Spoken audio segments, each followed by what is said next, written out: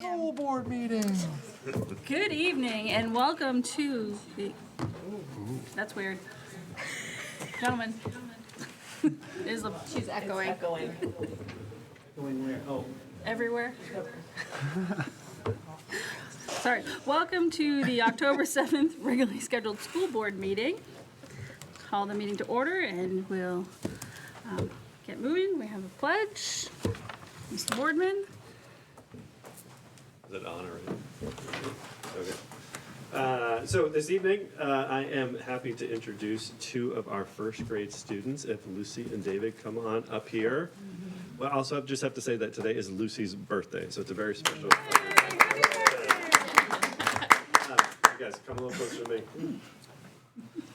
So I thought it'd be fun to have Lucy and David here to share a little bit about the start of their school year. Just that transition from their kindergarten and ECLC over to BES can be a pretty important year for them to get started. And these two have started the year amazing, adjusting well and really getting into their new routines and developing new friendships and really becoming outstanding BES students and community members. And their teacher is also here with them. But I'm going to have them introduce themselves quickly and then just share one or two things about what they have loved the most so far about first grade.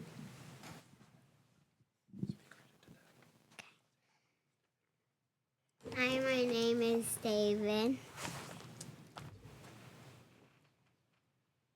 And I loved about school so far that there's a bigger playground.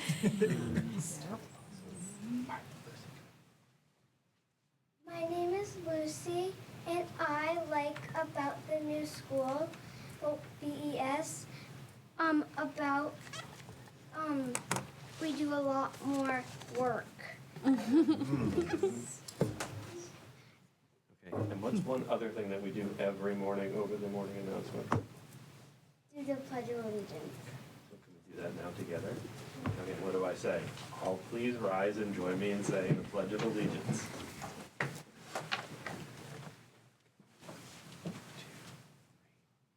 I pledge allegiance to the flag of the United States of America and to the republic for which it stands, one nation, under God, indivisible, With liberty and justice for all. Nice job. Thank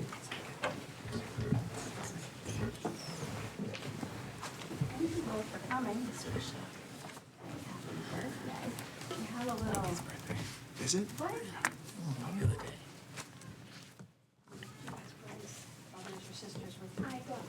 I brought my All right, thank you. You guys did great.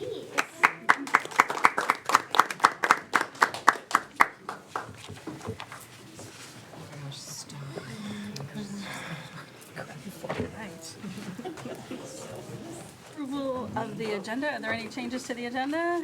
If we would like to discuss the October 28th meeting, because we have a couple of conflicts, I would suggest we put that after the first public comment as item number 8. Second.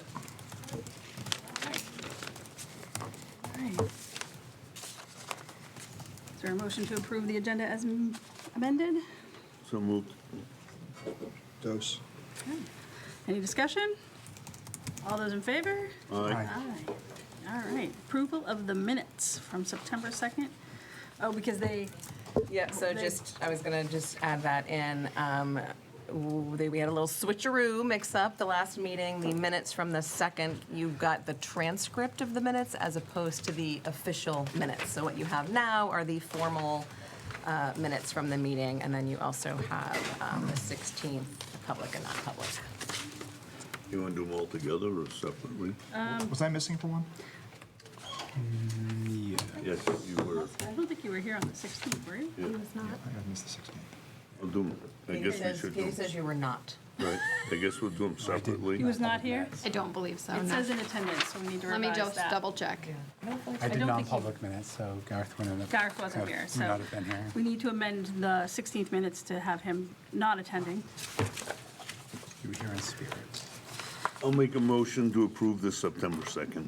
minutes Second. as amended or, I'll second that. Any discussion? All those in favor? aye. I'll make a motion to approve the September 16th public and non-public minutes. As amended? Second, Any discussion? All those in favor? aye. Okay. Wait, no, I abstained. 16. I was there for the second, yeah? Yeah, it's 16. So I say aye to the second and abstain from 16. Okay. And then, did you do public I and did non? public and non-public. Okay, Yep. perfect, thank you. All right, so moving on. Peyton, welcome back. Okay, thank you. I just want to reintroduce myself. So, my name is Peyton. I'm now a senior at Oyster River. So, yeah, I'm so excited. That's not possible. Yeah, so I'm a senior at Oyster River. I'll be graduating this year. And so, obviously, this is my first meeting I'm at this year. So, we have quite a few things going on at Oyster River, especially for the fall. So, I just have a list right here to read off. Progress reports were sent to parents last week, and we are already halfway through the first quarter. So, quarter two begins on October 31st, and report cards for the first quarter will be sent out on November 10th. On October 16th, Apply New Hampshire will be at Oyster River. This is an event where seniors can apply to any private, public, or community college in New Hampshire for free. All students who participate in this event are set to, into a scholarship opportunity for $500, and one Oyster River student is guaranteed to win that scholarship.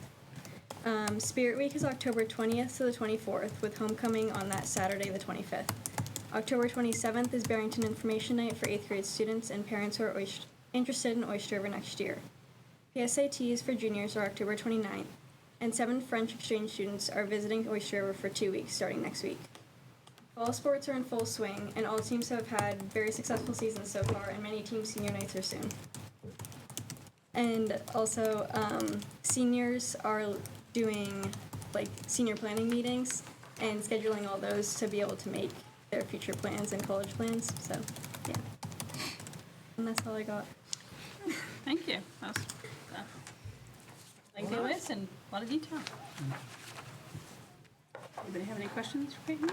Besides how she got to be a senior so quickly? Yeah, that's mind-boggling. What are your plans for next year? I'm in the cosmetology program at Dover right now, so I won't be able to finish my hours this year, so I'm going to be attending post-secondary school in Portsmouth to Okay. be able to finish my hours, and then I'm going to go straight into the salon. Congratulations. So I'm really excited. Yay for you. That's awesome. All right. Anything else? All right, well, thank you, Peyton. Thank you. And thank you to Mr. Baker for helping with that I list. was supposed to say that part. Next time we're going to rehearse that you don't say that part. You're welcome. Now you're on your own next time. Have a good night, everyone. Home safe.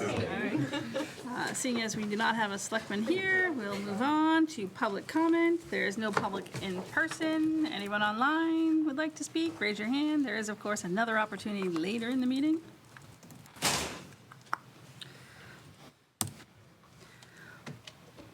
Well, alrighty then, moving on. The 10:28 meeting, there's a couple members that are probably going to be at least a half an hour late, and then I got worried that if anyone else was late, we wouldn't be able to start the meeting because we wouldn't have a quorum, and so I just wondered if we should either discuss just starting the meeting a little later or look at a different day. So just as a reminder, it's the second of our 2 scheduled budget workshop sessions this year, and it is student services, special ed, and technology on the docket that evening. So a lighter lift than maybe typical. But of course, we'll probably have questions from the previous meeting. So we can start later or pick a different evening. Is it reasonable to do the 14th and the 24th this month? Friday the 24th? No, I'm sorry, I didn't mean to say the 14, 21, my bad, I'm sorry. I don't think I can do the 14th. Nope. Is there a different night the week of the 27th that works for you guys, outside of the 28th?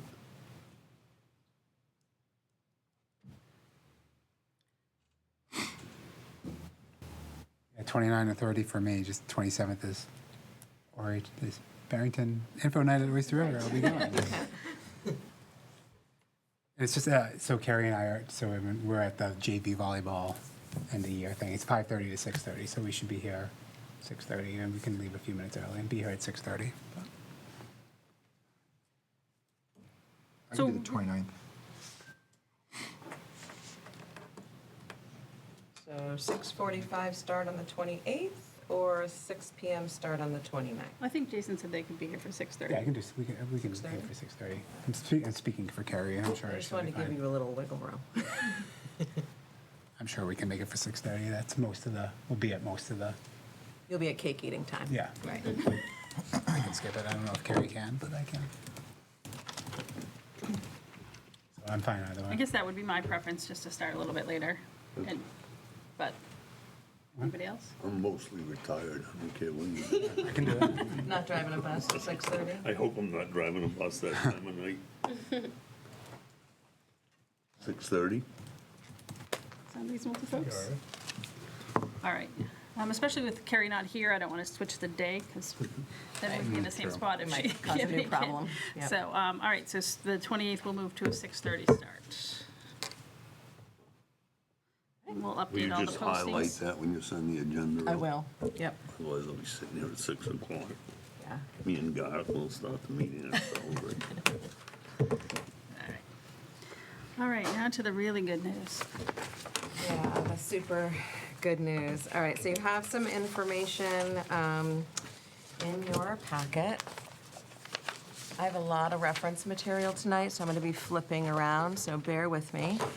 I think I can do this off the top of my head, though, because we've been living and breathing it. So I think many people are aware, a couple of weeks ago, we received information from School Care that they underestimated the claims, therefore under-requested the premiums that were paid. Last year, they anticipated about a month and a half of premiums they were going to need to collect from their member districts, which I believe is 89 across the state. Our bill came in at $421,411 and some change. So we have a couple of options.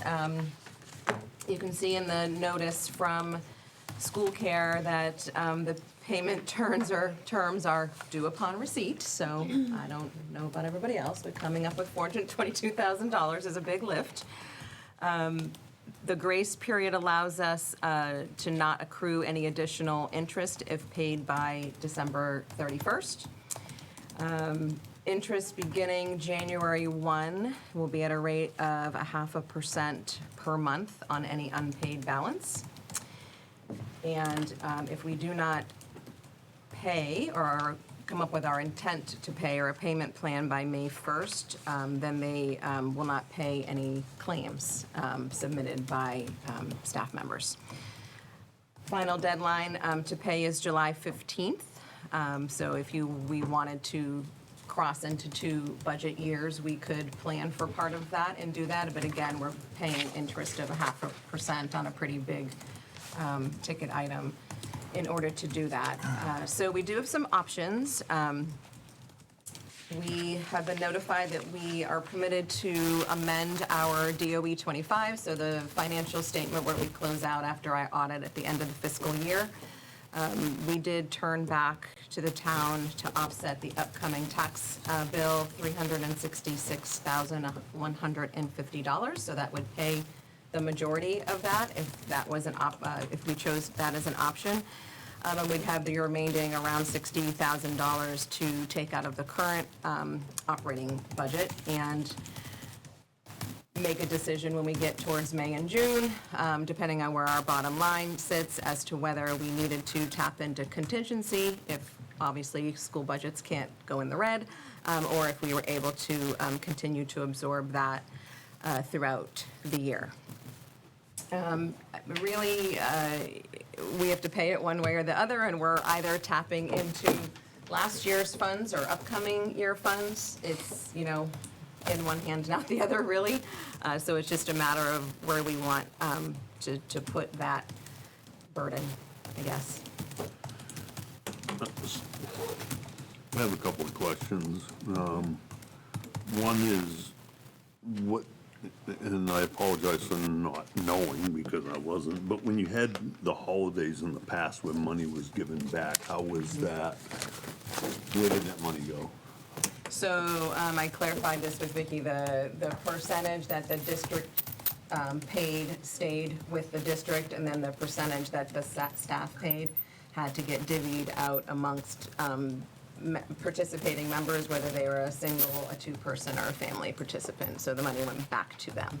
So, and my assumption is the plan would be that same thing, that we would pay our percentage of it, and employees would pay the rest of it, would pay their percentage? I was also of that thinking, but given that it's a large amount, I reached out to our legal team, and they told me we were not permitted to do that.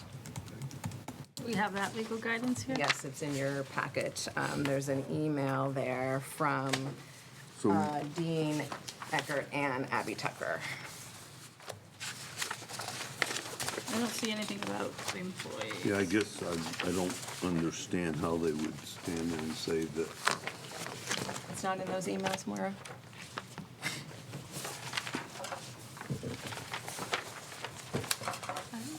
I didn't see it. I didn't see it either. Hold on, I thought I printed them for you. I have the Apologies. one from Abby, one from Dean with the statute, and that's it. Nothing about contributions. Hold on 2 seconds. I'm not sure I asked that question.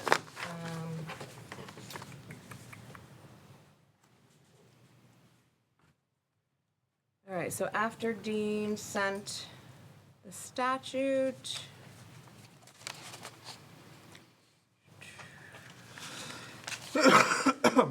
I said one more question. The district pays 95% of the employees' health insurance. Given that, are we able to put 5% of the shortfall back onto the employees? The response was, unfortunately, because of the collective bargaining agreement, it does not permit you to ask the employees to contribute towards this bill. So it's nothing to do with Yeah, all right. school care or the statute. It's our own CBA. In that CBA, does it dictate we have to give them back if there are holidays? That's a great question. I would have to go back and look at Because I that. think going forward, that won't happen. Right. Yeah, I would agree. I mean, I don't think I it's don't think fair. there'll be holidays, but It's fair to the taxpayers that it can go one way but not both ways, so. Yeah, I agree with you. That was my thinking as well. But The other question I have is, what guarantee is that the insurance will stay solvent? You know, if the town of Barrington writes a check out for $421,411.44, and some of the communities choose not to participate and they become insolvent, that becomes another issue to the taxpayers, because we have an obligation to provide insurance for our employees, but, you know, I would be concerned that the taxpayers would be stuck with, you know, school care going out of business, and now we have to, we're out, the taxpayers are out $420,000, plus we still have to do insurance again. That's that's a pretty significant concern. agreed. I don't think we have a guarantee, right? I would suggest that we postpone the decision on this until after we meet with them. So their annual, will still have us within the window of not having to pay any penalties. Their annual meeting is November 3rd, where they will, tell us where their current standing is and also give us projections for the upcoming year. And then they're actually coming here on November 5th to do a presentation. So I think those two interactions may give us a little bit more I'm not comforted security. because last fall they told us they were perfectly solvent. I So agree. I have no faith that they're going to be accurate or honest Right. Yeah. in November. So we all know the problem. Have you started looking at a backup plan, like we discussed? Like, is there another risk pool that we could sign on to if we decided to tell school care to go jump in a lake and go somewhere else? We keep, so Vicky purposefully has made sure that we keep a foot in the door with both Health Trust and school care, and we have our dental through Health Trust, so we can investigate that as an option as well. Madam Chair, I would prefer that we put this decision off until at least after that November meeting and at least have some better information before we make this kind of a decision, because, I mean, I still have a pretty heavy concern about a $420,000 bill. I want to be sure that our employees are being adequately covered with insurance. They pay their piece of it too, and there's an expectation that they should have insurance, and I think it's clear that this board is committed to, regardless what avenue we go down, there's not going to be an interruption of care to our employees. But troubling. I'm okay waiting, but I just want to make sure this is money owed on claims already paid out because they are now in the red, right? So we can talk about how to pay it, do we pay it, all that, but it's owed to them on, it's for 24, 25. It's Right. not to get ahead, right? It's Correct. to- It's a shortfall from it's to 24, 25. It's But to it's No, it's- correct math that they. but it's to rebuild their Trust their contingency coffers, fund, so right? their contingency fund, so. They have fell below the allowable limit. Is there a deadline to be able to amend the Yes. 25? So it takes that ability off the table. So then we would have to look at current budget contingency fund or putting it into next year and paying Well, penalties. can't we vote to amend that? And we're going to pay it. We have to pay it. It's a matter of timing. So we need to amend that so we can have the money back. So we'll be able to pay it when we pay it. But we don't. There's not a time frame for we take the money back and we have to expend it within a certain amount of days, is there? No. Okay, so Even if we were to change insurance, are we committed to having to pay that $400,000, or is that only if we stay with school care? I believe if they are still afloat, it's a 24, 25 valuation, so we would still have to pay that bill. It's based on claims from the previous year. So, Well, is it? And you- Is it? no, Or is it? I mean, how do we know those claims came from Barrington? These are just it's our portion Our of it. portion. a shortfall from their whatever their contingency fund or whatever you call it.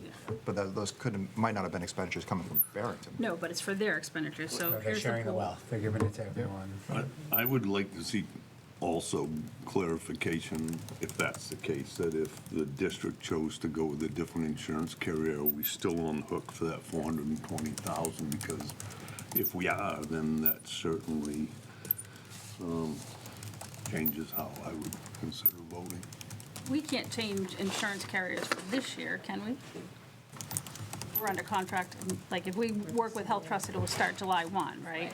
Okay, so we have to pay it, Rick, or they won't insure us for now.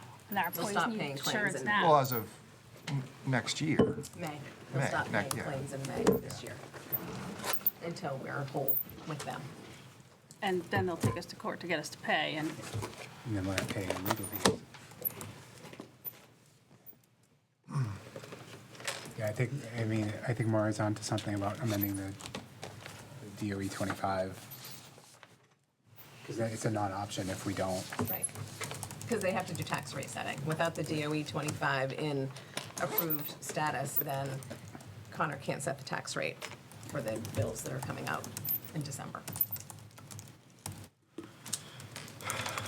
Well, if we're gonna have to pay it, then I guess it makes sense to vote to take that 300 and some odd thousand that would have brought the taxes down and use that at least a portion of it.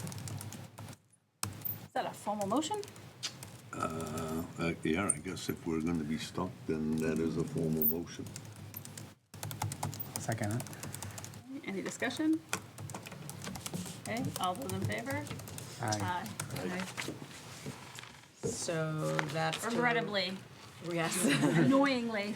Begrudgingly with a grr. So that's a motion to amend the DOE 25 to recoup the funds that we sent back. We still have the remaining $60-ish thousand. We can vote on that after Okay. the November meeting.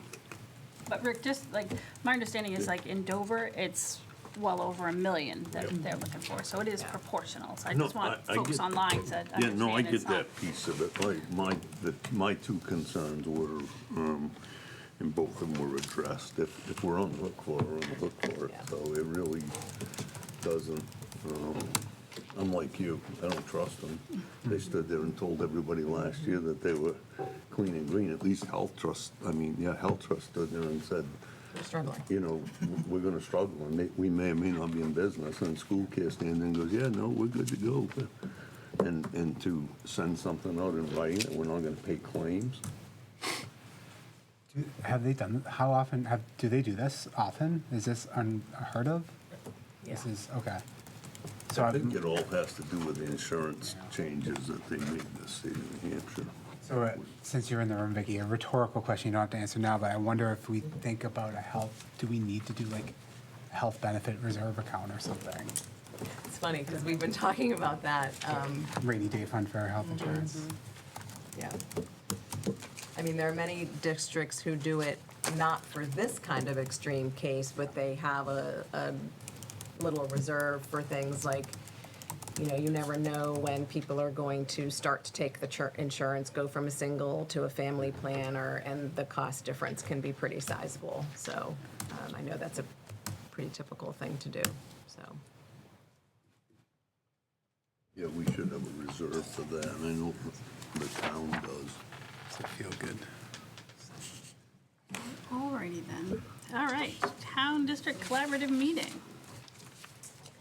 So I can give an overview, and then Carrie and Rick, please jump in if I've missed anything or you want to add. So we had 3 major topics that day, one being the generator at BMS. So select board, just to kind of back up and recap a little, you all recall that we've tried a couple of different approaches to repair, get parts, make that generator function again. It's not possible. It's currently not functioning, so as a result, we don't have an emergency shelter with a generator in town. So can't be fixed any longer. We are in the process with a variety of people, so EMC, Bridget, and Joe working together to hopefully secure a FEMA grant, which would pay 75% of the total. It's $440,000 and change. The district would pay 25%. We are slowly going through the process right now. The next thing was to get a letter of intent. Because it's a FEMA grant, it has to be done in collaboration with the town. So we needed a letter of intent to be completed as part of that application process. The select board did meet last night and vote to approve the letter of intent, so we got that letter today. And, you know, as we work through that process later down the road, we'll have to make some decisions around how do we want to fund it up front, because it's a reimbursement grant for the 75%. So when we get closer, fingers crossed, those funds are going away. So we got in on the tail end of it. We're hopeful that we get that amount, and we'll keep you posted as that. Well, Connor did add. Oops, go ahead. Oh, I was going to say, was it about the timing? Connor did add that just for us to know through the process of the FEMA grant process that they've been experiencing, the funds are extremely delayed. So they are actually even still waiting for guaranteed funds that were already supposed to be a slam dunk and were already supposed to be given to them. So it's just something for us to keep in mind that it's a little up in the air. Even if we do get it approved and everything like that, there will still be probably a significant wait. And the other piece of that too is the 10% that EMT gets is not reimbursable by FEMA, so that's something the district's gonna have to eat that. Yeah. That's what, 44,000? Give or take. It's nothing compared to 400,000. Right.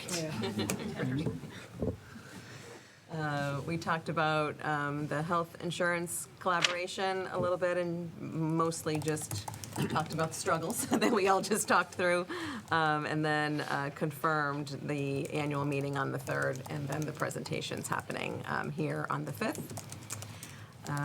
Had a conversation about signage, and eventually, you can do it tonight if you so choose, but we don't have definitive pricing yet, so Connor has asked for a bunch of quotes for different types of signs, flashing beacons showing the mile per hour as you're approaching on Route 9.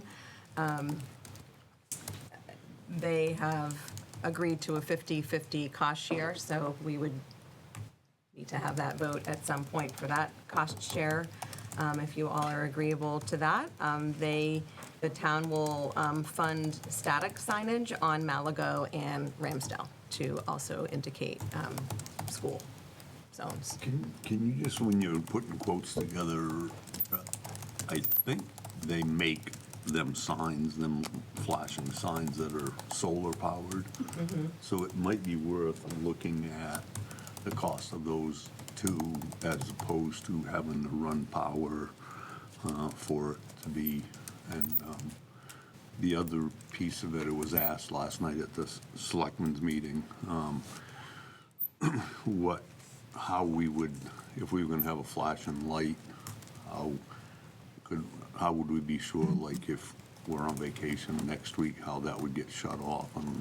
And I explained that, it depends on what they're willing to spend. They have signage that you can sit at your laptop right there and go, there's no school tomorrow, and you can, right from there, you can shut it down. But, any time you want more, if you want a Cadillac plan, you're gonna pay for a Cadillac plan. But I think it's worth looking at to see if there's a minimal price difference between,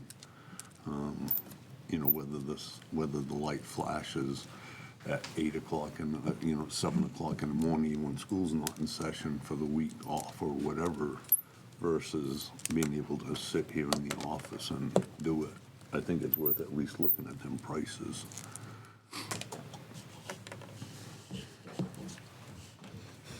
Initial quotes, he said, were coming in around $25,000 for the flashing signage.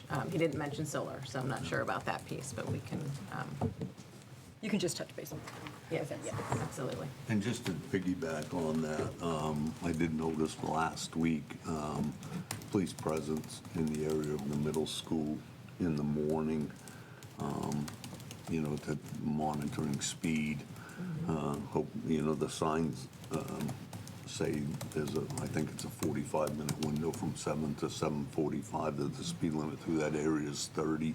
So there was police presence last week down there. I don't have any idea, if they stopped people or not, but they were in the area. And that is a great segue to the last topic that we discussed at the meeting that day, which was a school resource officer. We did have some parents reach out during the first week of school to Connor and to George, and there was a exchange there. I am going to go into that in more detail in the initial budget presentation if we want to just wait on that until the end of the agenda. People are okay with that. All right. That's an update from that meeting. Carrie, do you want to take the lead on the delegate Yeah, sure. assembly? So every year, for the last few years, we've had a representative go. We are members of NHSBA, and they provide a lot of services to us. Mainly, specifically, I think the ones we utilize are really policy services, since we're so knee-deep in policy right now. But so their annual meeting is coming up. For transparency's sake, I also serve on the board for them as well. But I'm already attending, so I wanted to ask if I could represent the town of Barrington School Board, since I can be a voting member for my town as well. And since I'm already going, save everyone an opportunity there. But I'd like to send everyone the proposed amendments that are coming up, and then the discussion really this year will be focused on preparing school boards for the legal ramifications of some of the upcoming legislative changes. So it will be a hearty discussion. But we also can have another person come as well, so I thought we could discuss. Well, I'm not available that day, so I can't attend, but is there anyone that's interested and available to attend? That's riveting. the day of the It's spooky riveting. walk. You walk, oh. Spooky walk. It's okay if I just go. I just want to make sure it was offered. This seems like something down your alley, Carrie. I don't know. This is your wheelhouse. I mean, I am excited, but yes. Well, thank you, Carrie. Thank you for representing us, and thank you for serving on that board as well. It benefits the state, not just us. Right. All right, so SB ABC. Yes, so after we posted the packet, we did get an email from Sarah Gould. I put that in front of you. I had documented her phone conversation in the packet, and it's a good thing that I didn't include the legal email, because when I opened my email, I have an email from, if the board would like to consider it, it showed up today, from Brian Colopy, who is the parent of a kindergartner and a third grade student. And he said after getting additional information from Chair Taylor, he wanted to submit his interest in the budget. I've been out recruiting. So that would give us Scott Chase as a returning member, Sarah Gould as a returning member, Brian, I don't know if I'm saying his last. Colopy. Colopy, okay, I did get it correct. Sorry, Brian, if you're out there listening. As a new member, and then Sarah, yep, I'm gonna mess up this last name as well. Camus, maybe, as a new member. Sarah, the employee, No. I did They're check not on allowed. that, They're not and then, they're not allowed, okay. correct. I had a sneaky suspicion that was going to be the actor. So I'll make a motion to approve Sarah, Scott, and Brian. I'll second. Any discussion? Thank you for your service. Thanks All for those doing in it. favor? Aye. Aye. This is a huge step in the right direction. Some of the, This is no Dave. there's no Dave Toddy. This is, Oh my God. we're finally gonna have a responsible budget after all these years. It's all been Dave. Don't put that in the minutes. Did not, hands are up. All right, so principal reports, Mr. Boardman. Yes. So I actually took the time to sort of just write some stuff out, so I'm just going to read from this. But so what I really want to do is take this time to kind of recognize just the work and commitment of our teachers so far. So they've been, as you can imagine, the first handful of weeks of school really focused on building their classroom communities, establishing norms and routines that to help support the learning, but also the connection and the belonging. And so just, this type of work that really sets the tone for the year and really helps our students feel safe and supported. And so that's, certainly the academic piece and the instructional components are important, but taking the time to build the foundation for that is just critical. So, but this fall has also brought some significant shifts in our instructional structure as well, as we've really tried to dig in a little bit more, specifically around literacy. So I think I had mentioned it a few times, so that extending that literacy block from a 60-minute block to a 100-minute block. And so through that, just independently, collaboratively with their teams, working with other staff and myself included, teachers have just been working to adjust their schedules and really examine some of their practices to really focus on whole group instruction, but also the small group instruction to support all their students. To that end, this past week or last week, I had a chance to attend the Literacy Summit in Concord, and actually Moira and Elizabeth was there as well with some teachers from your team.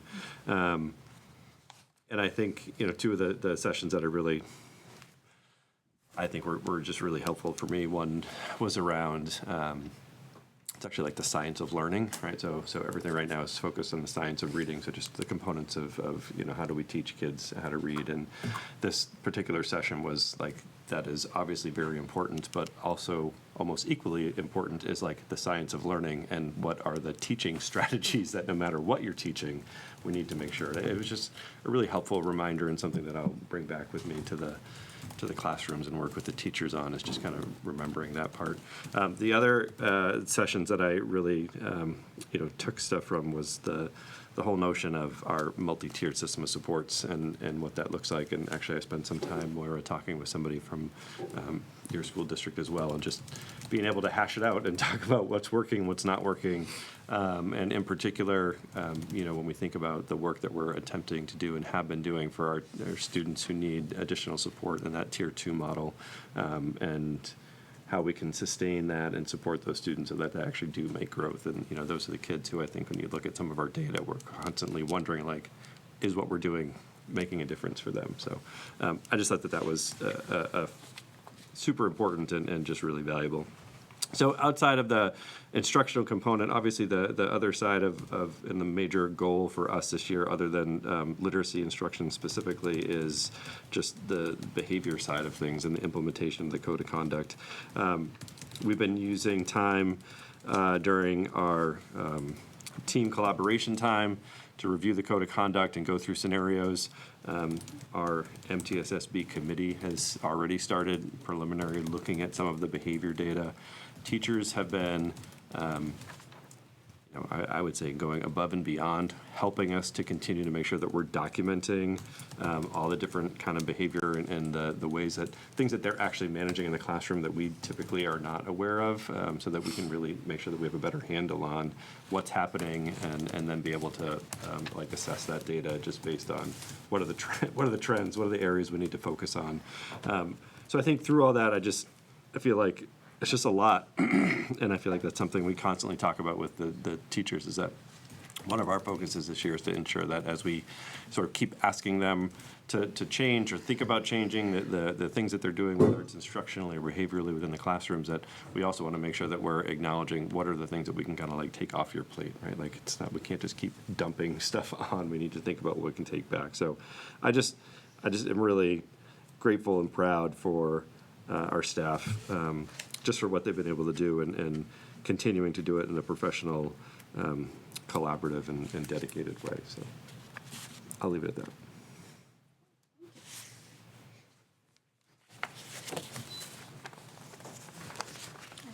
Questions or comments? No? Thank you, Elizabeth and Laura, for your reports. Oh, actually, I'm going to say one other thing. Nope. Just one.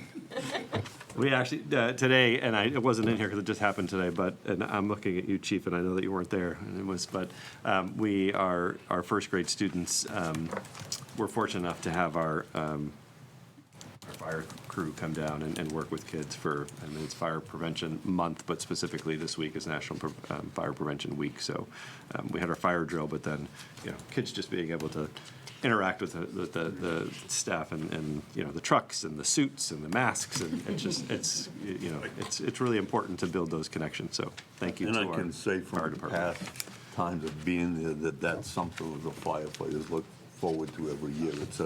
It's an opportunity to get there and have it's always been a good time for the firefighters, and I'm sure of that. That was one of the things I missed about retiring, but I know that the gang that's there, they didn't skip a beat, carrying it on, and like I said, it's something the firefighters look forward to. Thank you. Kieran used to complain his knees were tired from squatting down to talk to them. He's like, Especially the weight of that equipment. well, he's 6'2", so he's not going to loom over them, right? All right.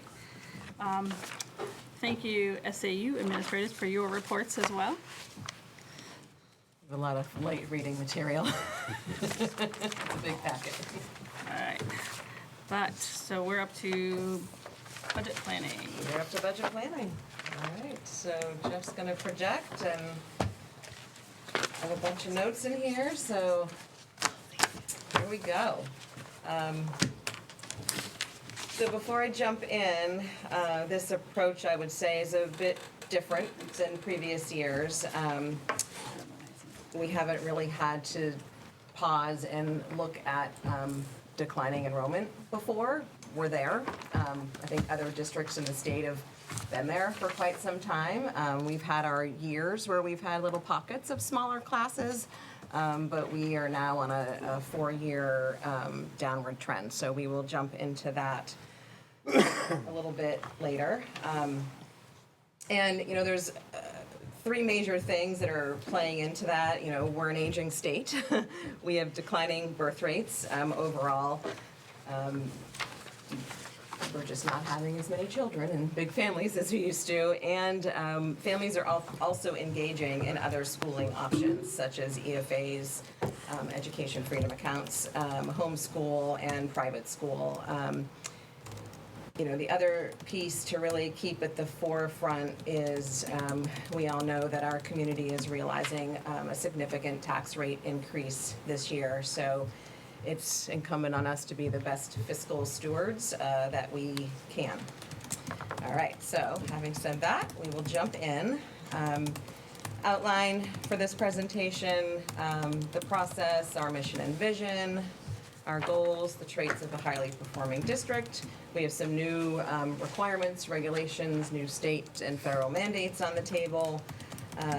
Again, back to data and decisions, the typical enrollment history slides, our projections, looking at high school tuition, or at least what we know to date. This is very early on. We don't have a lot of our numbers yet. Per pupil cost comparisons, our pre-K to 4 enrollment and class size policy. That's where we're seeing the most significant change at this point.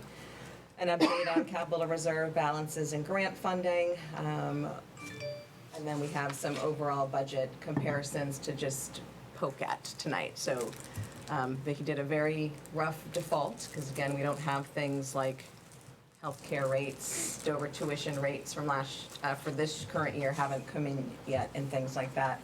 And then I just started to draft what potential warrant articles we would have on the table. So our timeline, we actually just adjusted tonight, so I'll make sure the advisory budget committee members get a welcome aboard, as well as the information they need, and then a 6:30 start for the 28th.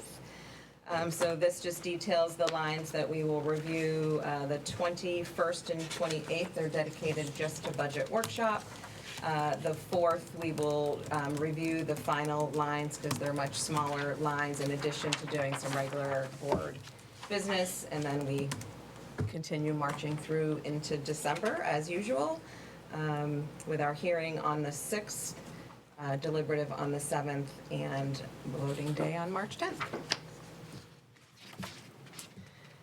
Our mission and vision, we empower our community of learners in a safe and supportive environment to nurture compassion, cultivate curiosity, and inspire innovation.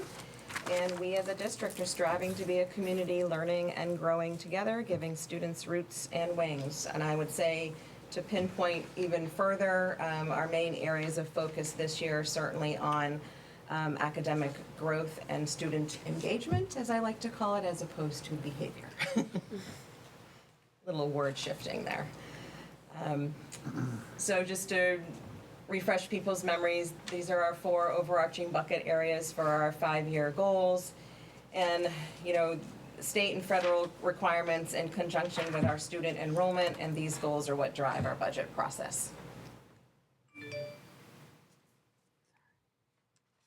So this is a slide that we brought forward a few cycles ago, and it still is pertinent in my head, hopefully in others. I would say we are well on our way to adhering to the traits that create a highly performing district. We have clear goals, we're refining our processes, we're providing targeted supports by way of focused PD, professional development, I shouldn't use short acronyms there, and family and community involvement is also a major focus this year, to tap into those community business and resources that we have at our disposal. So here are some of the changes. I did make a correction from what you have in front of you. I'll point that out when I get there.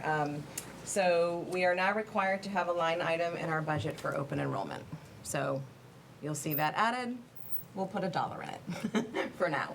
There is not currently a statewide mandate for open enrollment. We've talked about it several times at our meetings here. I suspect it will come back around. I think that's probably why they're telling us to put a line item there. In addition to, I think all of us felt like the concept of being an open enrollment district was new, when in fact it's actually been on the books for quite a while. It's just that you have to currently put it out on a warrant, and your town has to either approve or decline of being a receiving or sending open enrollment district. Is that line for what's that, I guess I'll ask, what's that line Sure. gonna be used for? So- How would you spend that line? So if, and I don't know this yet because the language, the legislative language hasn't been put forward. So let's go with what they put forward last year. So if they say you don't have a choice now, right? You're an open, everybody's open enrollment. It is, if a Barrington resident then decided to go to, we'll just pick on Dover. And Dover had open seats, we'll just presume they're admitted to Dover, then Barrington would be required to pay 80% of our per pupil cost to Dover to support that tuition. So you need to have a line in Okay, there yep. to fund that. And in this case, would the city of Dover be responsible for that 20% of our student? Yes. Or the parent? Right now, I mean, who knows what the legislation is going to say? It's hard for me to fathom that a Barrington student or, somebody coming into Barrington, it's hard for me to wrap my head around the fact that the Barrington taxpayers could have to pay 20% of the education of a student That we're whose family receiving. pays nothing to the taxes in this community. That makes absolutely zero sense to me. I mean, to me, if the parent was gonna be responsible for that 20%, that would be, okay, I can accept that, but, if somebody in another district goes, hey, I like what Barrington does, it's not fair that the taxpayers in the town of Barrington should have to pay that 20% for that person that doesn't. That falls squarely in the column of I get it. unfunded mandates I that get come it. down from the state. And I've It's me shared with, It's me standing on my soapbox, I get I it. know, but well, it's just- I think we'd all would jump on that soapbox with you, or at least many of us. But I don't think a lot of taxpayers recognize that or understand it. No, I get it. Yeah, agreed. If only we were the state legislature. And I continue to participate in the open enrollment group, trying to support language that will maintain local control and decision-making.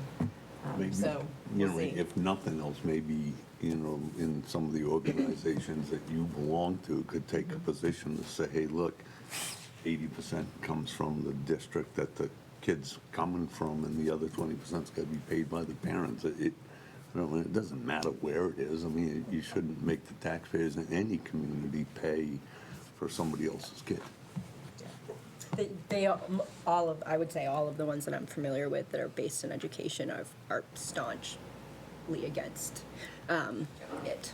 and I've spoken about it at legislation, so hopefully they will continue to do that. It's probably something that we should be reaching out to if you start seeing these bills coming, then we as a board should be going after the people that we elected to represent us in this state, and not just Barrington, but every community should be going to our representatives saying, look, this is not good for us, and you need to vote it down. So we actually, as a Southeast region, have hosted 2 different sessions now with area legislators and have invited them. What has happened so far is the people who are of our same mindset are the people who are showing up in the room. We're going to continue the outreach. I may be coming back to you to ask the question of, do you as a board want to support the language that we come up with as a committee? Essentially, I shouldn't say opposing, but putting clearer guardrails around the open enrollment language. So I'm just waiting for direction from the association to see where we're headed with that. Yeah, and I guess the other piece of that is there'll be nothing to stop the taxpayers that come in and say, we're gonna make that line $1, and you can't, you know, you just can't, we're not authorizing you to spend that money. What happens then? Let's take it from somewhere else. No, I know, but- Yeah, well, and the hard part is, you know, I mean, we don't have the legislative language, so I don't want to go down a rabbit hole here. No. But I would be hard pressed to even know how much money to put in that line. Right. Because we will arguably, hopefully given a formula, be able to anticipate how many students we can receive, but I have no control over how many would leave. Right. So that's the hard part, is what would you even put in there for money? And so that's just regular education costs. What about special education costs? Which community bears that? Your Your home community or the one Yes. you're choosing to No, attend? Your home community, So Has the home- LEA. as the LEA. So they bear the cost and have no control. Correct, just like this charter school setup. Yeah. Quite a system. It has been fascinating. So another But new. conversely, just philosophically, I'm not for it, but conversely, someone would make the argument that the control is now at the kitchen table, where a mom and dad can take their kid and send them wherever they want to, if that's the best decision for their personal family. So- I don't disagree with that piece of it, but I, staunchly disagree with the fact that the sending community shouldn't be on the hook for that, or the receiving community shouldn't be on the hook for 20% of a kid's education that nobody in their family contributes in that community. That just makes absolutely zero sense. Yeah, I wonder how mean, they came up with the 80%. Yeah, it's what's in current language, and I don't know how we haven't been able to Discern that. pinpoint the why 80%.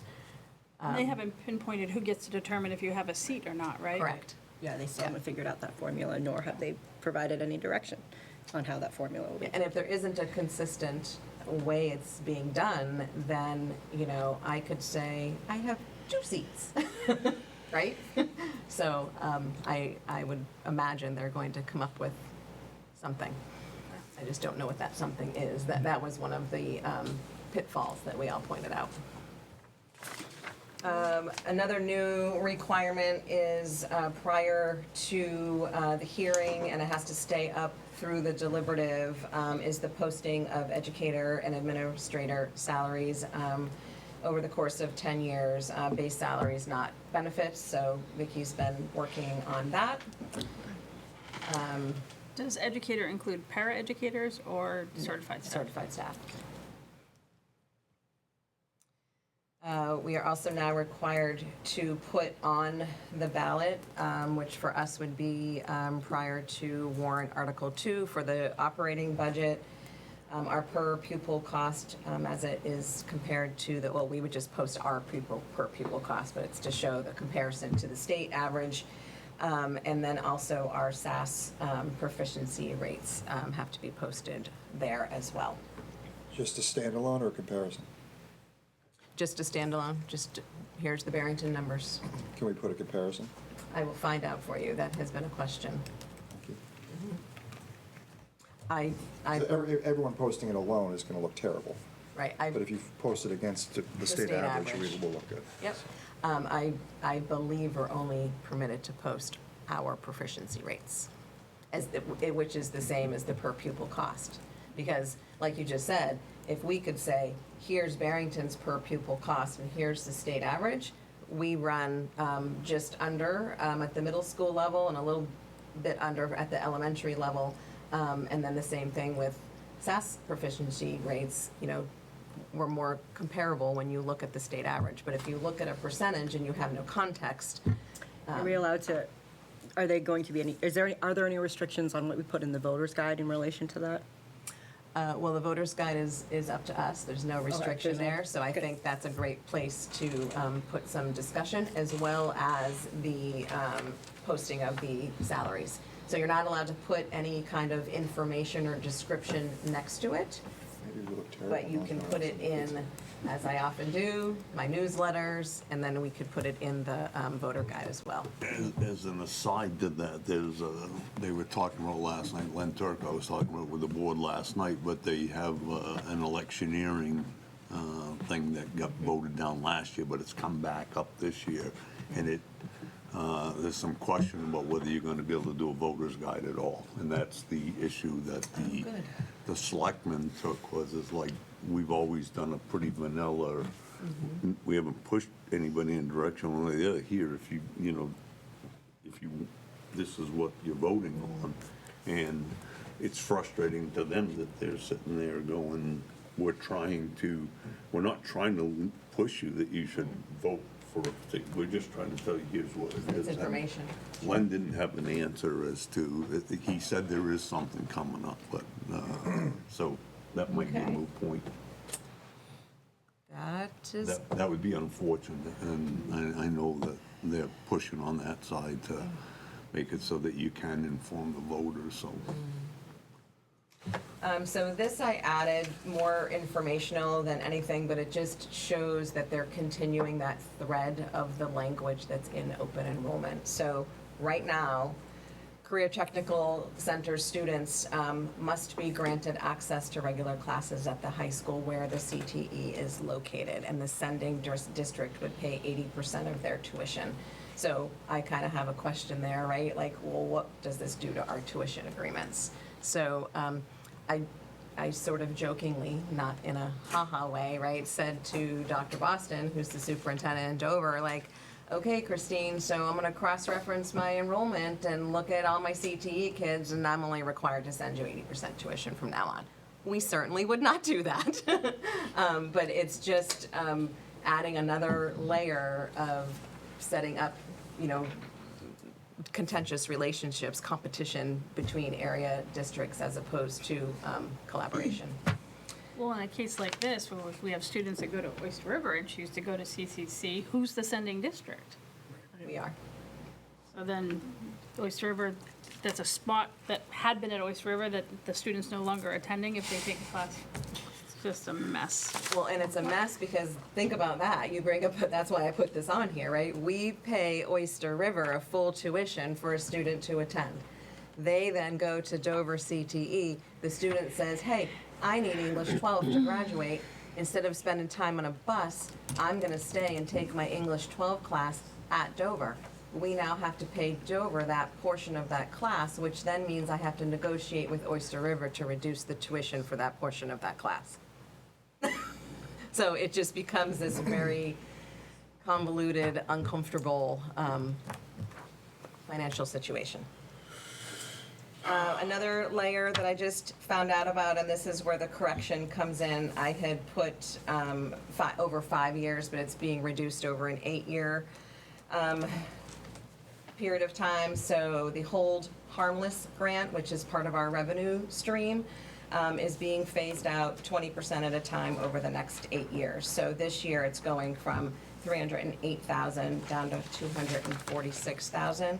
And I'm sure you all have the burning question in your mind of what is the Hold Harmless grant. So let me tell you, because I was super excited when I dug into all this a couple weeks ago.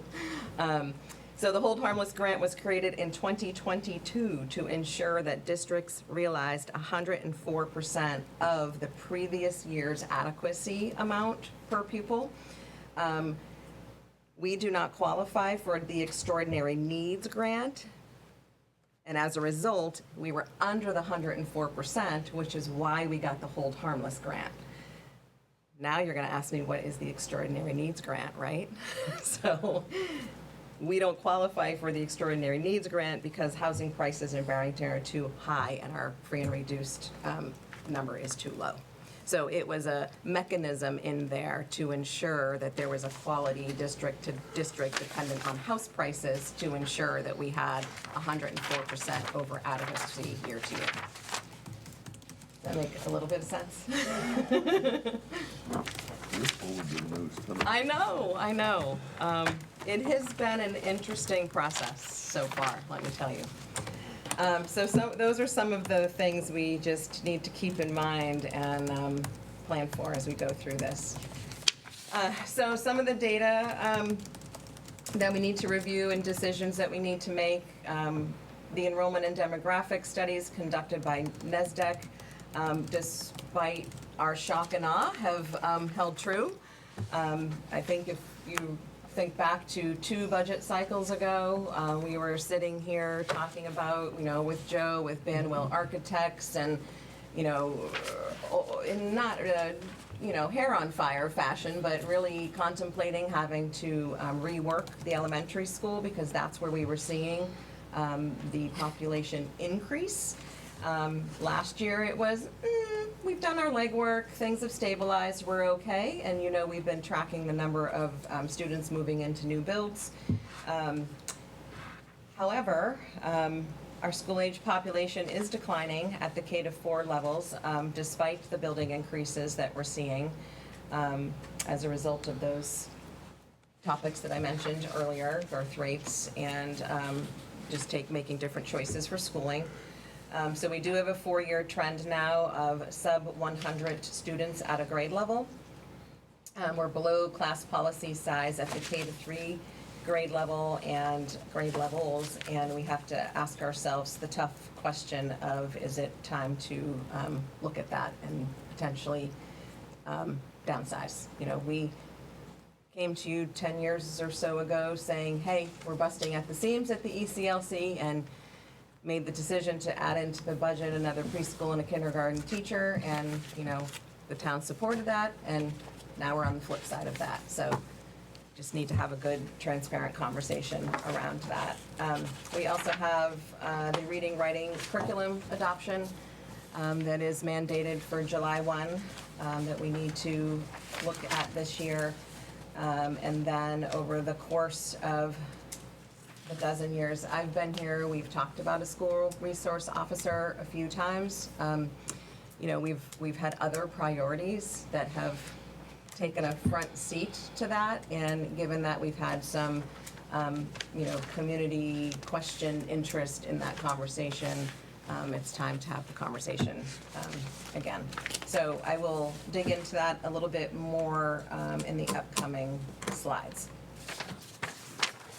So big picture, this is where we're at, preschool through 12th grade currently.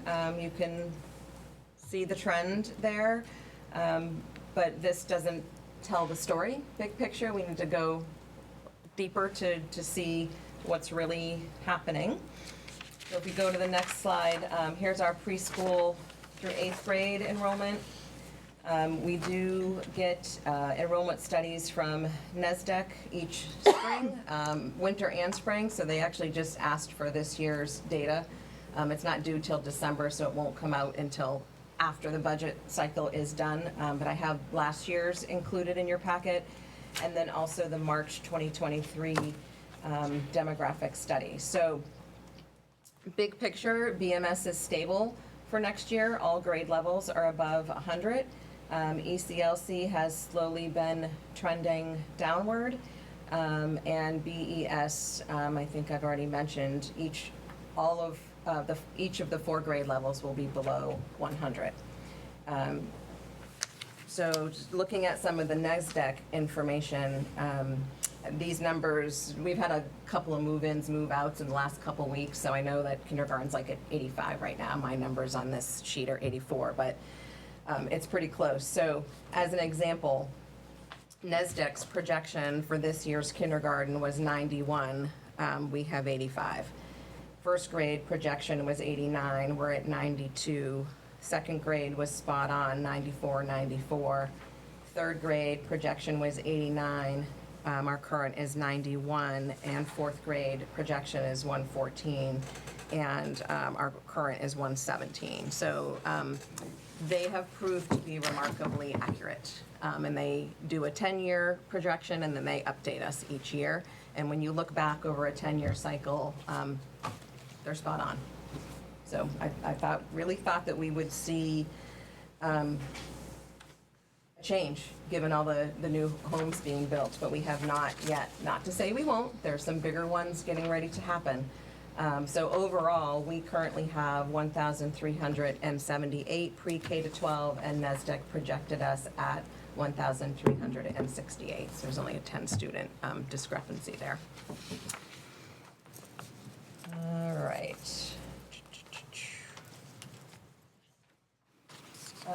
So, given that, actually, Jeff, can you go back one? Thank you. Just to look at it another way as opposed to the bar graph, we need to dig into a preschool conversation in order to comply with the state mandates. We need to have one district enrolled, meaning student who qualifies as having an educational disability, and one tuition, they call peer models in there. So a one-to-one match. So when I did the projections, I looked at 25 identified students or district enrolled students, and then 25 peer model matches for a 50-student preschool. We don't have to do that. We fill more seats than that with tuition kiddos, but that's a choice, right, that we need to discuss. Kindergarten, the two bolded numbers, the 50 and the 90, are what I used to look at the total enrollment projection at the bottom. But I did a range there because you just don't know with kindergarten what's going to happen. We've been trending around the 85 to 90 spot. And then, of course, first through fourth is easier because you just move everybody up a grade level. So right now, again, 1378, and we are projected at 1,346. And BMS is seeing that increase because they have a large group coming in from fourth grade is 117. So BES and our high schools are the two areas that are down significantly. All right, so just looking a little deeper at the high school level, this slide used to be a little more anxiety provoking for me because there was a huge, or shouldn't say huge, there was a greater discrepancy in tuition rates. You'll see in an upcoming slide, they're much tighter than they used to be. So from a budgeting perspective, it's not as nerve-wracking to, we used to just put 50 kids in for Oyster River, so we made sure we had the money to cover them if all 50 who were allowed to be part of the process, went. And you can see that the numbers there have been pretty variable, with the low at 37 in our current 10th grade. So we did our best guess at where we think students might go across those three schools, and have that 20 student drop in the projections. So looking further, as a reminder, we don't, given Dover's city tax rate structure, we won't have the current year's tuition rate until usually close to December. And then we don't know 26, 27 until we've already started 26, 27. So that always is an unknown. And we will get Oyster River and Co-Brown's per pupil rate a little further into the budget process. So those will be definitive numbers in the next few weeks. We usually get them. So you can see why I'm not as anxious about the projections, because the per pupil costs are pretty tight now, whereas before they used to be like a little over a $6,000 difference from one school to the next per student. So it's not as unnerving to budget for that. So here's our elementary and middle per pupil cost comparisons, how we compare to the state, and I will find out whether we're allowed to put both on the ballot, but this is the information that will have to be there. So the 24-25 state average hasn't been posted yet, and that's because there's a lot of districts who haven't closed out their financial statements from last year. So those usually come mid-budget process as well. All right, so this is kind of the decision-making time, or the let's look at policy, let's look at class sizes. So the column on the left is our current. We have 3 full-time equivalent staff members at the preschool level, 56 students across 6 sessions, because they meet half-day. So class size is 9.3 students. If we went to 2 next year with an enrollment of 50 and a class size of 12.5. Several years ago, we did do a lot of, I don't want to say experimenting, that doesn't sound quite right. We had a year where we had a lot of identified students come in the district in 1 year, and our class sizes were really bursting when we had 2 full-time teachers there. And some of those classrooms got to the 14, 16 mark. And I will tell you that that is too big for 3, 4, and 5-year-olds. So I just want to make sure we're very careful and mindful when we look at these numbers, because what we don't know is how many students will turn 3 over the course of a year who will qualify and need services. So it's a challenge. And when we made the proposal, probably, how many years ago now, Laura? I did it on my way out, so probably 7 years ago. Or longer, I think, 8 or 9. Because I wasn't there with 3 full-time. I think that was the year you stepped in. My second year that we went Okay. yeah. Well, Anyway. we tried to go to 3, then we couldn't hire anyone, so it was the year after that. But my first year there was the year where we had really large classes. Yes, yeah. Yeah, 17 kids in preschool sessions. Not good at all for student learning, or safety for that matter. So arguably, I would suggest, and Laura, please chime in, because I think it holds true even from then till now, our numbers and the need for our littles, like we need 2.5 sessions. It's just almost impossible to find a half-time teacher. So we could certainly do what we've done in years past and cast a wide net like we do with speech and language, trying to see if we get lucky and somebody's out there who wants a half-time position. But that is the challenge, is needing to have a full-time person. And the offset there is to then welcome as many tuition kiddos as we can, because it offsets that salary with the monthly rate. So that's one thing to look at. And then if we just continue down the left side of the column, this is our current makeup. We have 6 kindergartens, 6 first grades, and 6 fourths, and then 5 at second and third. And then there is your total and then your class size for each of those. At the top of the slide, you can see what our current policy states. So kindergarten, 18 students, 1 through 4 at 22, with the striving mark of best practice being 18 and not going to that 22 mark. So I did a little bit of math based on current numbers on the right-hand side with 5 teachers at each grade level and where those numbers would fall. It's on the cusp. So it's tough because you get a couple, you can't predict who's going to move in at what grade level. So it's a challenge because, yeah, I mean, on the cusp for best practice, a little bit of wiggle room for policy. So there's that. I know, it's great news tonight. So, capital, When you're putting a budget together, are you putting together with? I will show you, we will get there.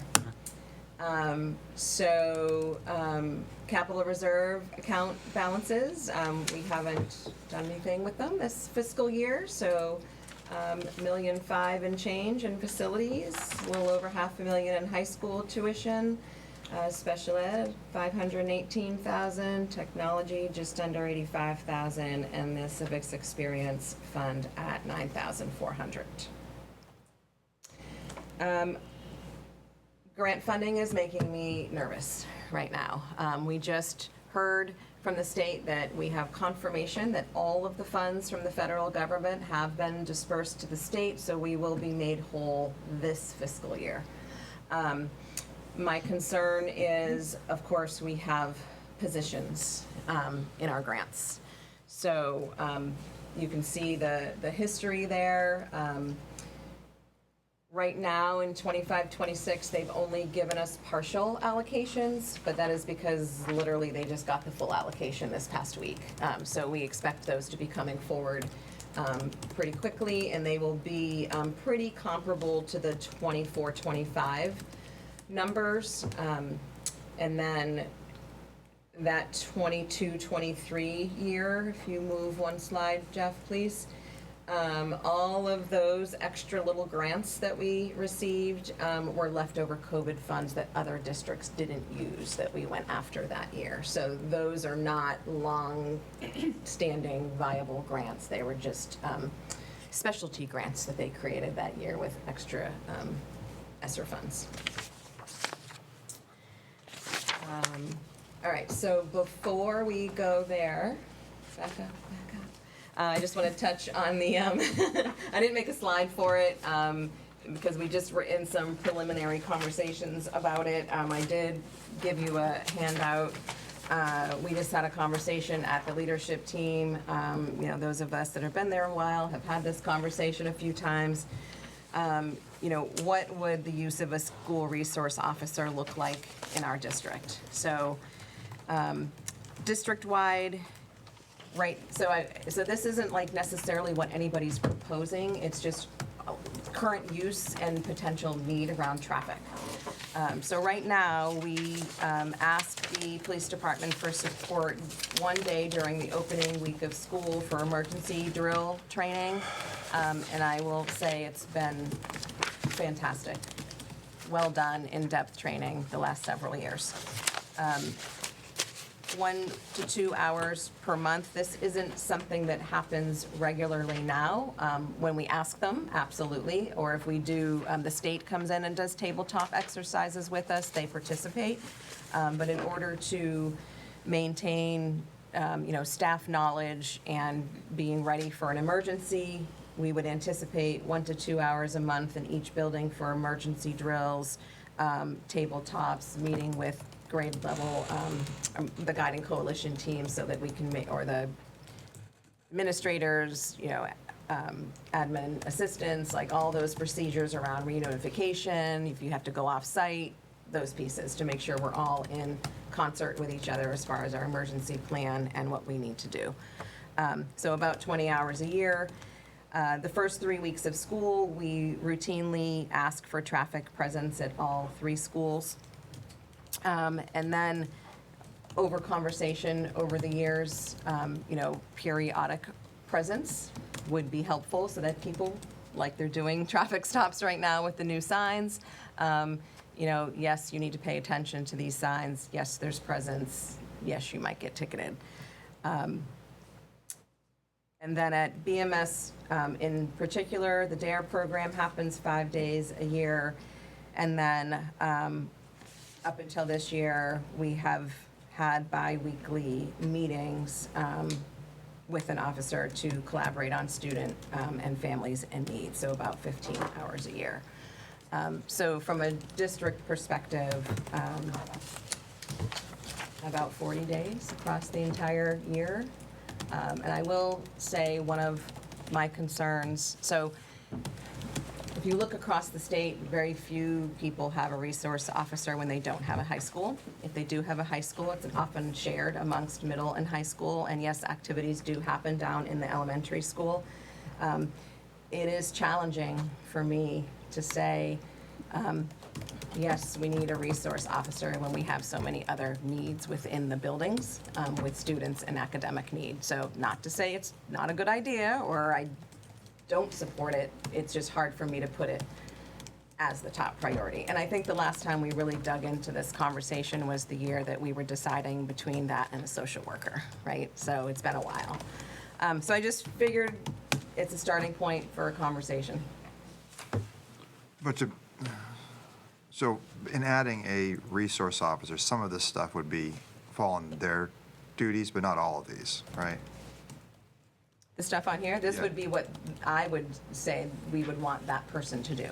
They can't be at all three schools, because they can't be at elementary and ECLC at the same time. For traffic? Yeah. Right, right. So we would want them to do middle, because they can, first Yeah. thing, and then go to either of the two other schools. I mean, right This now. just says all three schools, so one person can't do that. Oh, yes, correct. Unless they can teleport, I don't know. I don't need traffic control. Yeah.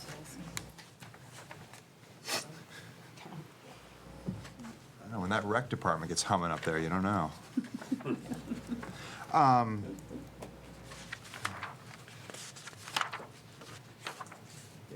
Yeah, okay. All right, so, having said all that, next slide, so again, because we don't have certain numbers right there, these are very, very rough estimates.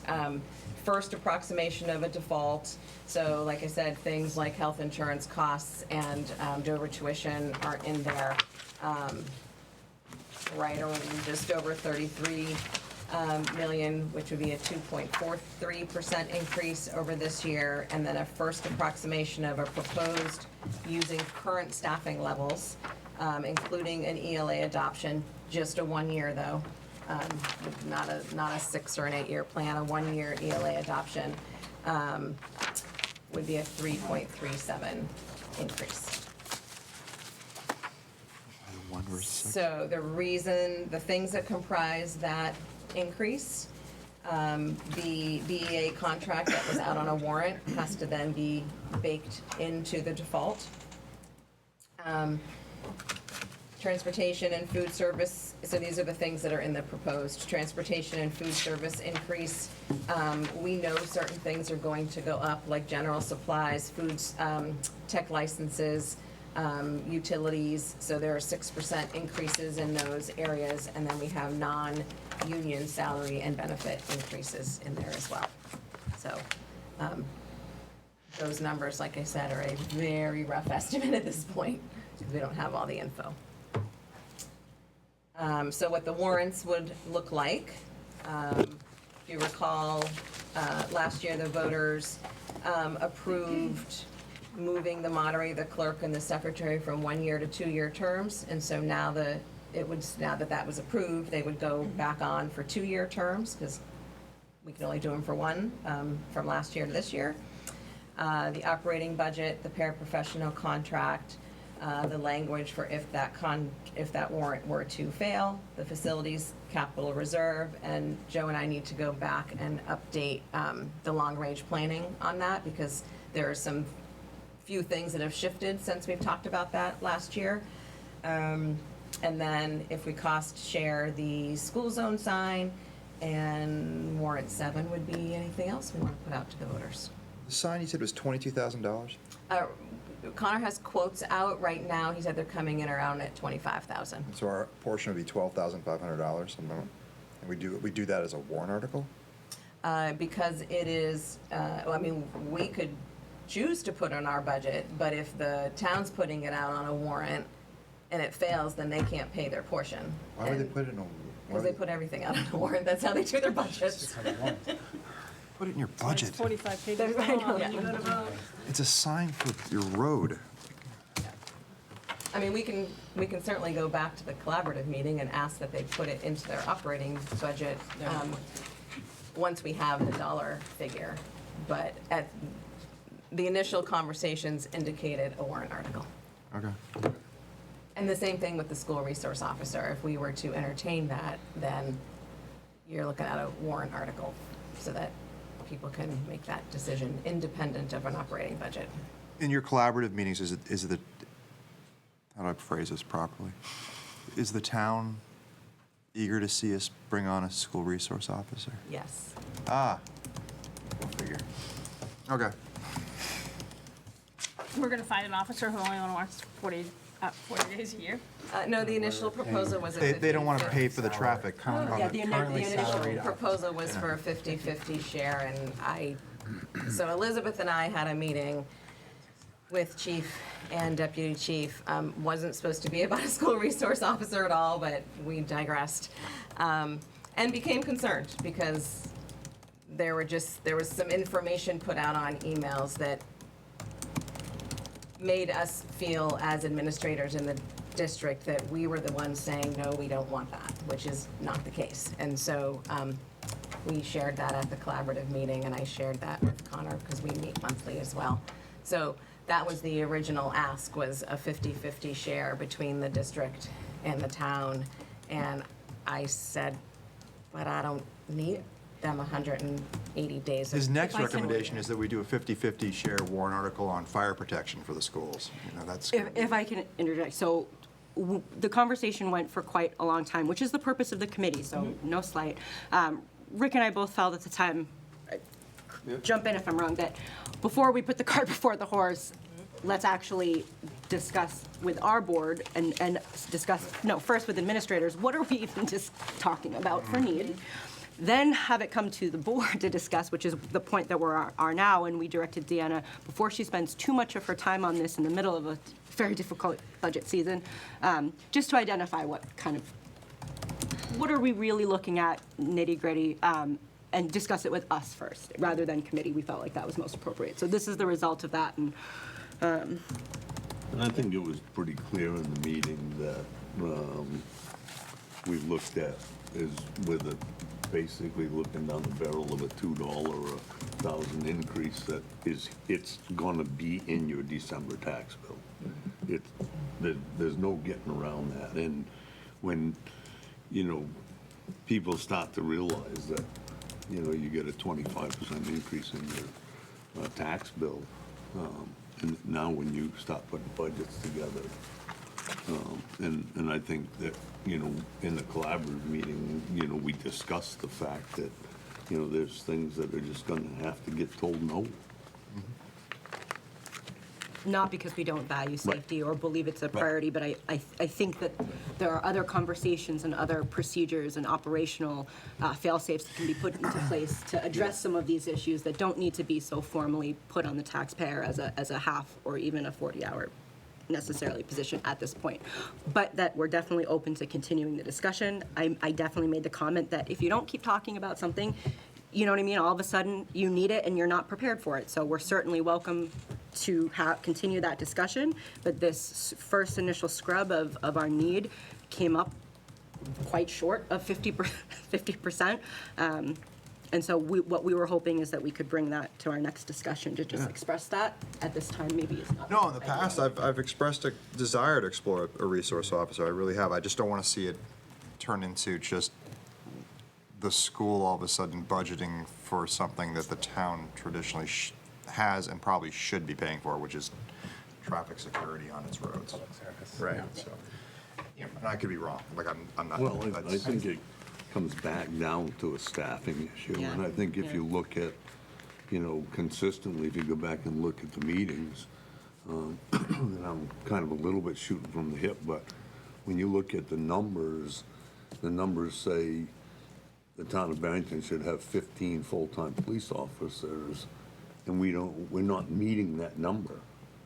And The Board of it's- Selectmen should hire 15 police officers. Right, but then it comes back to is when you start looking at, it's the same thing you run into on this side of the room, that it's people that cost money. And, Yep. and the other piece of it, to be perfectly honest with you, even if the taxpayer stood there and said, I'm gonna pick a stupid number and say, here's the money for 6 full-time police officers, where do you find them? Right. So it's not that simple, and, it just doesn't, I don't disagree with you. We all pay our taxes, we reach in one pocket, take our money out, pay our taxes, so I don't disagree with you. And that's part of the reason I believe that a lot of the collaboration is that we just have to look and go, hey, it makes more sense for this. And the Right. chief and Connor have always been supportive of everything that we do. And their decision making, especially George's, and Connor's, of course, I trust. But I just don't. And you see it on the side. I don't want to see it off, just shifting the budget to us, just for the sake of shifting the budget to I will us. say, it prompted some good conversation, Yeah. right?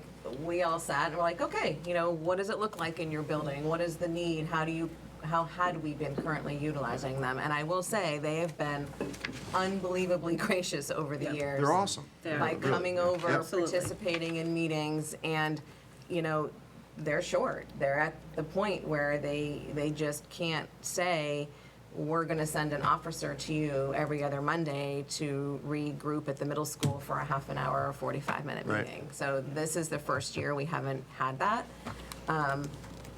Having said that, 6 or 7 times last year for 7 actual state safety incidences that we needed to call them, and that still has to happen from a safe schools, perspective. So I would be curious, like, when you look at other districts, how do they handle this? Like, I mean, not, as you said, like, schools that have a high school, it's different. You could just send the resource officer to do the patrolling in the classrooms or whatever, the hallways, and they do traffic at the end of the day.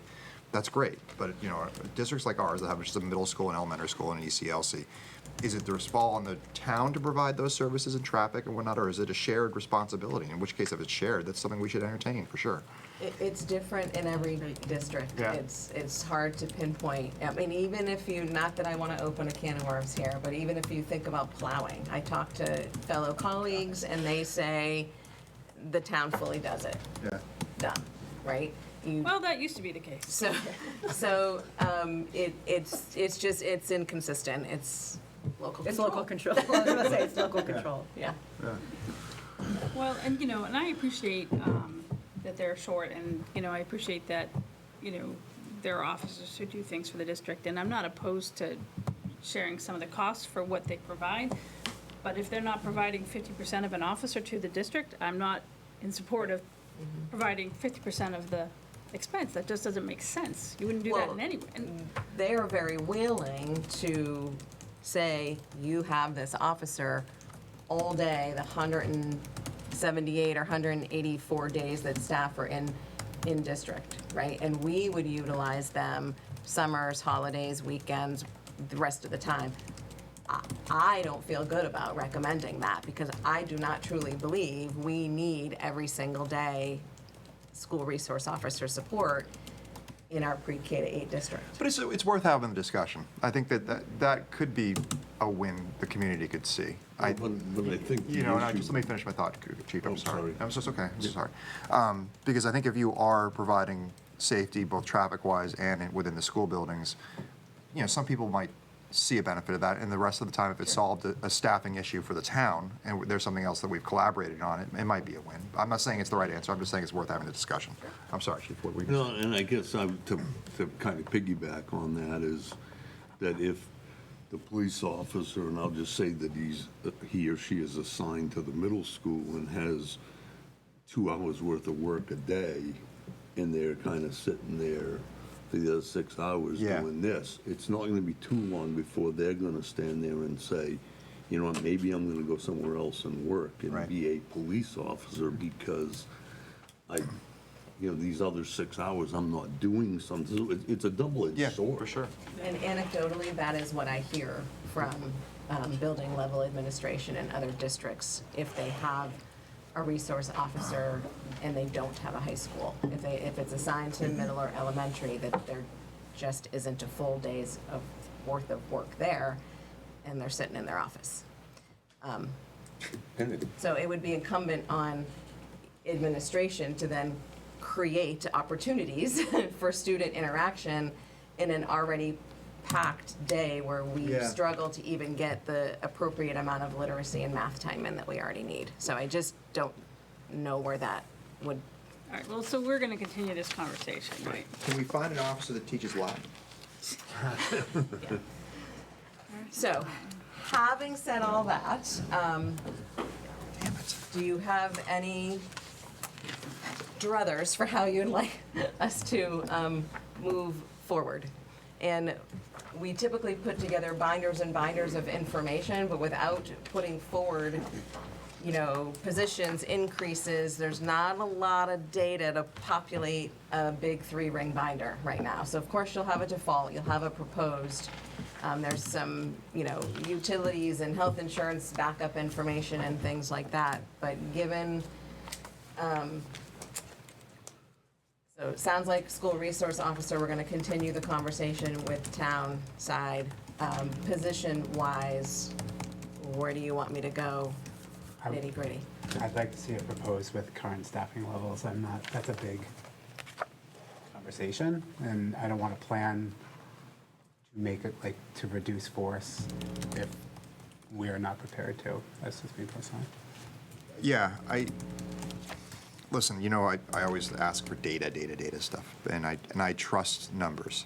That said, I also trust my eyeballs, and we're seeing a dip for sure. I do still see a lot of building permits. I still do see a lot of construction. I also still do see the lingering effects of kids being out of the school building for a long time, and would they benefit for a year of smaller class sizes, keep current staffing levels as is? Maybe we're overstaffed for a year, but are we being penny wise, pound foolish by cutting staff and then having to rehire folks that we brought into the family and trained for a couple of years, only to have to start again when, oh my God, the Coop Farm thing went off and now there's 180 new homes that just went in, and guess what? A third of them have kids. That might be.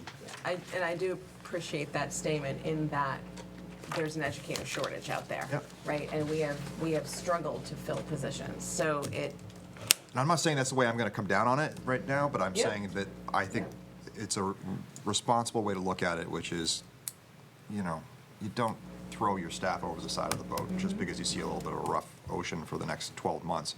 It could be much different skies 12 months from now. sure. Well, and Vicki, how big of a problem for you would it be to give us a proposed budget with current staffing and a proposed budget for, with the The grid. grid, Yeah. with the reduced? Because I'm looking at these coming in at over 18.2, 18.8. I don't like the smell of that. If we have one year where the kid's 15, 14, maybe those kids make some progress that they lost. Those kids weren't here for COVID. I know. They didn't lose anything. I just want to see we got to put our At some point, we have to SAS stop blaming testing. COVID. SAS testing numbers are on the ballot now. We got to get those Then we numbers would up. we really should then back it up and have a conversation about our policy. I was just about to say, policy That policy's IIB hasn't 20 been years reviewed old. since 2004, or that's what it says online. I don't recall I us don't discussing disagree it. with what you're saying, but I don't see it being that way. I mean, everything, anything that you read says the state of New Hampshire's, the total state of New Hampshire population is expected to decrease for the next 10 years. And it's exactly like she said, they're not, people aren't having 3 or 4 kids or 5 kids. Some are not having any at all. And, say what you want, but the average cost of a house in this town right now is $700,000. People that are buying these $700,000 houses are not starting a family. They've been, either their family is gone, their kids are in high school, or their kids are out of school, they sell the house they got and come in and buy one of these new houses with the equity from their old house. But you're not gonna get, you're typically not gonna get a couple that just got married last year and come in and buy a $700,000 house and get ready to have 4 kids. And I think the other thing you gotta look at is, good, bad, or indifferent, we're faced with a $2 a thousand tax increase in November. That's coming.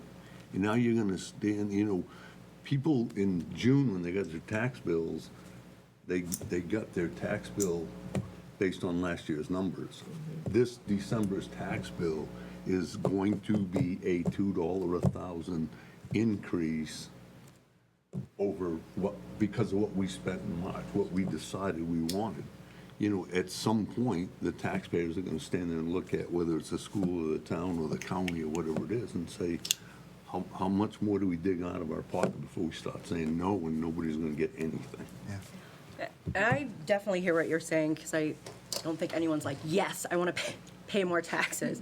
I also know that any sort of consideration for a reduction of staff should be considered the absolute last option, full stop. And making a decision with data from a report from 2023.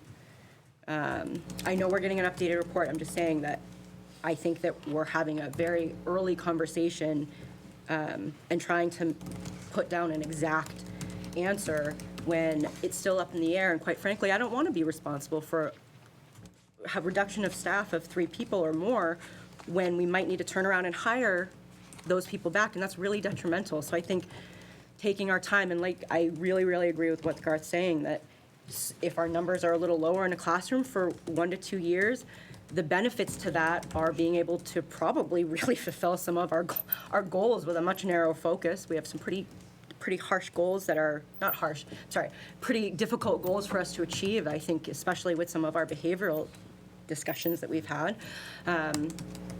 And the benefit to that, and I know that you've said this before in the past, Chief, that the cost of hiring someone is a lot more expensive than keeping someone. So if we're really only talking a couple years, but I'm just saying, I don't know if that's sure, but none of us do at this point. And because we're talking about reduction of staff, I don't think that we can make such a determination right now. I really, really don't. This is why school budgeting is so fun, a year plus in advance. Yeah.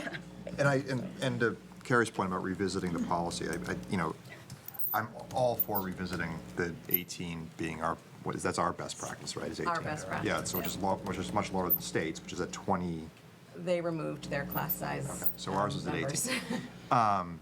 But, everyone's going to say, well, geez, smaller class sizes are better. Of course they are, but that's not really the question. So how small of a class size can we afford, right? And so, I'd love to have every class have 12 kids. That'd be wonderful, right? But we can't afford that. Amazing. And we really haven't looked at it. No, but right now, if we have a look at gift horse in the mouse and say this is an interesting time for a couple of years. Maybe we have a small class sizes for a year or two where we're not changing our policy, but that's just we're getting through the next year or whatever. So I don't know. And one thing I want to call out, until it gets updated, the projected enrollment is from January of '23, so the data is probably from December or even earlier, '22. So it's almost 3 years. So the right? spring one that you have, are you looking at the demographic study or the I'm enrollment on study? page 28. It's the projected enrollment for.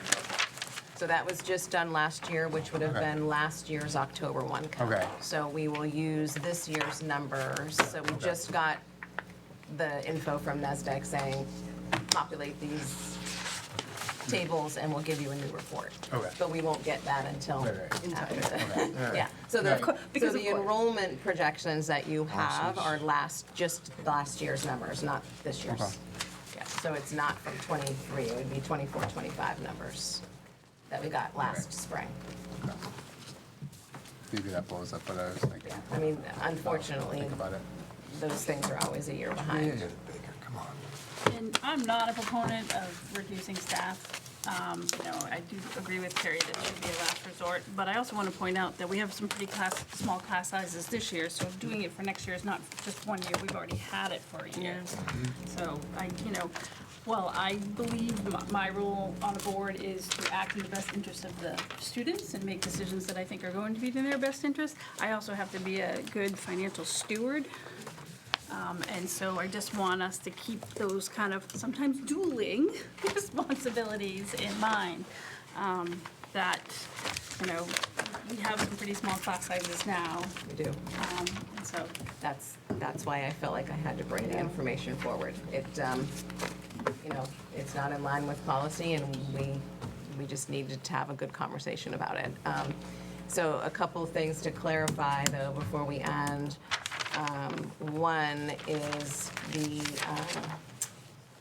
the column on the left, the current class size numbers, so 6 classrooms at first and 6 at fourth. So that's not to say they would remain at those grade levels, Right. but those positions would fluctuate within the building. But remember, we had a 6th second grade classroom that was there, but it got replaced with a special ed position. So money-wise, that's not there. So I just wanted to be very clear that we're looking at 2 at 5 and 2 at 6. Make sense? So 22 classrooms. And then I had a second point. What was it? Oh, and additionally, we have multiple positions in grants. And if the grants go away, we're going to be in trouble because some of them are reading tutors, Title I programming. If Title I grant goes away, Title I programming goes away. That's a whole different sad story, right? Not necessarily does it impact our operating budget, but what absolutely would impact our operating budget is we have special education case manager teaching positions in the IDA grant that we are federally mandated to have, that we would then have to figure out how to fund. Can you get us a list of the positions and the, Absolutely. and that data in Yep. a separate, yeah. And I think positions ought to be done in a gross budget way, and until you figure out whether the grants are gonna come in and cover it, you know, it creates a problem. You know, I think a lot of the federal grants are gonna, you know, the administration in Washington is already showing that a lot of this stuff is gonna go away. So what you could count on for getting all of your money or most of your money, you may go anywhere, you know, it could be severely reduced. So, you know, I don't think it's fair to put a budget together or to go to the voters and go, well, we were planning on $500,000 in grants that we didn't get. You know, I think you just have to look at the whole thing all together. And What I would like to do is, Vicki, don't throw anything at me, is to look at the positions that are federally required, that are in the grant, and also Exactly. put them in the operating budget so that we know what we're really dealing with, because we will not know what is going on with these grants in time for budgeting.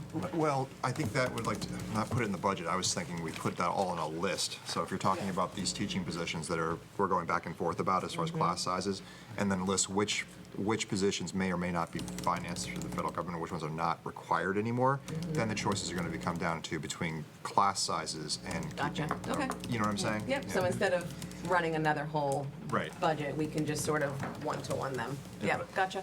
That makes sense. The problem is if them grants go away, and you talk about through the budget process, if the grant goes away and you find that out next March that you're not getting this money, it's too late. If the voters have already approved the budget, then you have to, you're gonna be hit with all of a sudden, hey, you know, we don't have any choice. We're gonna make some, as a board, we're gonna have to make some decisions that none of us wanna make. Yeah, and We won't, grants typically don't come out till June. I'm usually at the superintendent's conference when our allocations come out.